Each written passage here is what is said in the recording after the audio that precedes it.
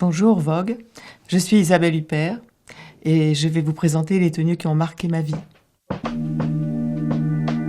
On commence ? Alors, ça c'est une photo qui a été prise pendant Les Valseuses de Bertrand Blier, avec Gérard Depardieu, Patrick Devers. Un des premiers films que j'ai tourné. Ah oui, le t-shirt, le Mickey. C'était pour donner un aspect particulièrement enfantin au personnage. Et c'était vraiment une des scènes qui avait marqué les esprits à l'époque. Parce que la révolte de cette très jeune adolescente était particulièrement violente. Et c'était à la fois drôle, mais assez dérangeant. Voilà, il y avait quelque chose de très subversif dans cette scène. La manière dont elle parlait, tout d'un coup, était très contrastée avec ce Mickey sur son t-shirt. On s'attendait pas à ce qu'elle déchaîne des tels flots de haine et de violence contre ses parents.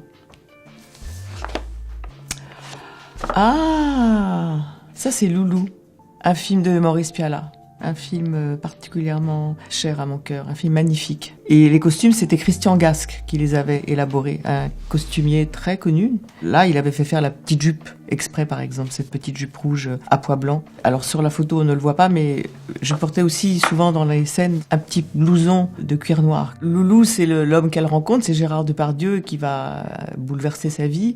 Et qui, comme son nom l'indique, est un peu un loulou, quoi, qui lui porte des blousons de cuir noir. Et c'est un peu par mimétisme, au fur et à mesure du film, elle change un petit peu sa manière de s'habiller et qu'elle porte ce petit blouson, un peu pour lui ressembler, finalement.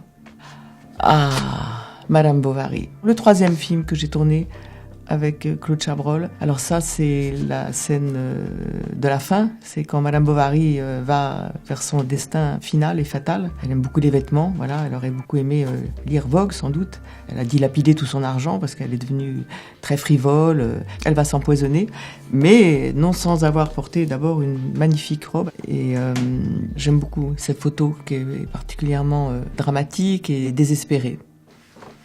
Orlando. Alors Orlando, c'est d'abord le roman de Virginia Woolf. C'était une magnifique et extraordinaire expérience. Mon premier travail avec Robert Wilson, avec Bob Wilson. Et Orlando, c'est l'histoire d'un jeune homme qui va devenir une femme. Je crois que c'est un roman et un spectacle qui nous parlerait peut-être encore plus maintenant. On le prenait un peu comme un roman d'anticipation et comme un spectacle d'anticipation. Et c'est une anticipation qui est devenue une réalité plus présente. Ah oui, alors ça, c'est Orlando qui est devenu une femme. Voilà. C'était une robe, il y avait comme une magie justement dans le spectacle, parce que c'était tellement bien fait, il y avait une science de la transformation. Je sais plus si je me changeais en coulisses ou sur scène, mais voilà, c'était comme un changement progressif qui fait que tout d'un coup, voilà, on réalisait que de jeune homme, j'étais devenue une jeune femme. Ah oui, le petit bonnet rose de la cérémonie, le 4e film, je crois, que j'ai fait avec Claude Chabrol, et pas des moindres. C'est un film vraiment magnifique, la cérémonie, d'une puissance, d'une violence. Il y a quelque chose de très politique aussi dans le film. C'est vraiment un film sur la lutte des classes. Mais mon personnage reposait beaucoup sur des ressorts comiques. Et alors c'est moi qui avais eu l'idée de me faire des petites nattes. Ça lui donnait un côté un peu enfantin. Bon, c'est juste un petit bonnet, mais avec sa couleur, la manière dont il était enfoncé sur ma tête, comme ça, il y avait quelque chose d'insolent, voilà. Alors ça, c'est une photo qui est prise le jour de la présentation de La pianiste, de Michael Haneke à Cannes. Je portais une très belle robe noire, Dior, et j'avais eu l'idée d'écrire cette phrase de Cioran. Dieu peut remercier Bach, car Bach est la preuve de l'existence de Dieu. J'ignorais encore que je remonterais les marches quelques jours plus tard pour recevoir le prix d'interprétation pour le film. On était tout au plaisir et au bonheur de présenter le film avec Michael, qui a été comme avec Bob Wilson ou Claude Chabrol, qui sont des rencontres particulièrement importantes et émouvantes. Ah, une autre rencontre avec François Ozon, ça c'est Bifam. Je joue une vieille fille particulièrement aigrie et agressive, un personnage très amusant, j'avais des lunettes. Et dans la deuxième partie du film, mon personnage se transforme complètement et devient ce qu'elle rêve d'être, ce qu'elle n'a jamais été, pour quelques instants. Donc elle surprenait tout le monde. La première fois qu'elle apparaissait, je descendais les marches de l'escalier de la maison, à l'étude de cette robe. Et c'était un film très joyeux à tourner, C'était un peu comme un jeu d'enfant. Ça montre à quel point le costume est essentiel. D'abord, c'est le premier indice au fond qu'on donne à un spectateur pour vous inviter à découvrir un personnage. Et là, c'est particulièrement frappant dans le cas de 8 femmes, comment on peut aller d'une personne à l'autre par la magie d'un costume ou d'une coiffure, d'un maquillage, bien sûr. Ah, voilà, de dos. Bah, moi, c'est vrai que j'aime beaucoup les photos de dos. Elle est amusante, cette photo. J'ai un grand jean à franges. C'est une tenue Chloé. Alors, comme c'est de dos, on voit pas. Ce qui fait aussi tout le chic de la chemise, c'est ce col bordeaux avec des pans. C'est un jean quand même très élégant, avec une chemise très élégante. Un jean qui vous donne l'impression d'avoir des très grandes jambes, ce qui n'est pas mon cas, parce que je suis pas très grande, qui peut se porter avec des talons très hauts. C'est l'année où j'ai présenté La caméra de Claire, un film de Hong Sang-soo, que nous avions tourné à Cannes. C'était une aventure insolite, on va dire. Et Hong Sang-soo, c'est vraiment un metteur en scène exceptionnel, avec très peu de jours, très peu de textes, très peu de moyens. Il fait des films extraordinaires. Vraiment, c'est un très très grand metteur en scène. Alors ça, c'est une robe Armani que je porte dans une soirée après les Oscars, pour Elle, de Paul Verhoeven. Et cette robe, elle est très jolie. Rouge, c'est une couleur forte, et puis on voit du noir, le noir du soutien-gorge en dessous. C'était la bonne robe à porter à ce moment-là. Ah, et bien justement, on parlait des couleurs, alors voilà du vert. J'adore cette robe. Ça, c'est une robe Dior. Il y a 2 verts parce qu'on voit qu'il y a du vert un peu plus clair par en dessous. On n'aime pas porter de vert au théâtre parce que ça porte malheur. Je ne sais pas quelle est l'origine de cette superstition. En l'occurrence, moi, ça m'a porté bonheur parce que j'ai eu le César pour Elle de Paul Verhoeven. C'est un film que j'ai souhaité et d'ailleurs que j'ai vraiment voulu faire. Parfois, on est quand même assez responsable de ce qui vous arrive et j'ai pas hésité à l'affirmer. Ce soir-là, j'ai pensé que le film venait vraiment de mon désir à moi. Ça, c'est une très belle robe Armani. J'aimais beaucoup la couleur de cette robe. Bleu glacier, presque gris, enfin même surtout le haut. Et voilà, une robe qui m'a porté chance parce que j'ai eu le Golden Globe pour Elle, toujours, de Paul Verhoeven. Le film a eu 2 Golden Globes, d'ailleurs, ce soir-là. Meilleure actrice, qui m'avait été remis par Leonardo DiCaprio. Et Best Foreign Film, meilleur film étranger. Donc c'était vraiment une très très belle surprise d'en avoir 1, mais 2.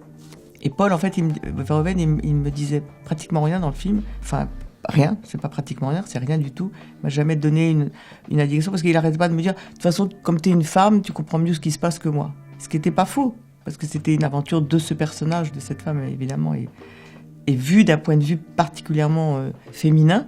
Donc il considérait qu'il n'avait pas à intervenir ou à me donner la moindre indication, que c'était moi qui, intuitivement, savais exactement ce que je devais faire de cette histoire et de ce personnage. Ah.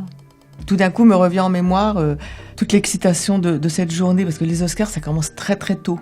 C'est tout juste si on se lève pas à 6h du matin pour commencer à se préparer, parce que ça commence pas en début de soirée, ça commence vraiment très très tôt, c'est très très long, on fait d'innombrables interviews sur le red carpet, donc c'est une journée assez folle.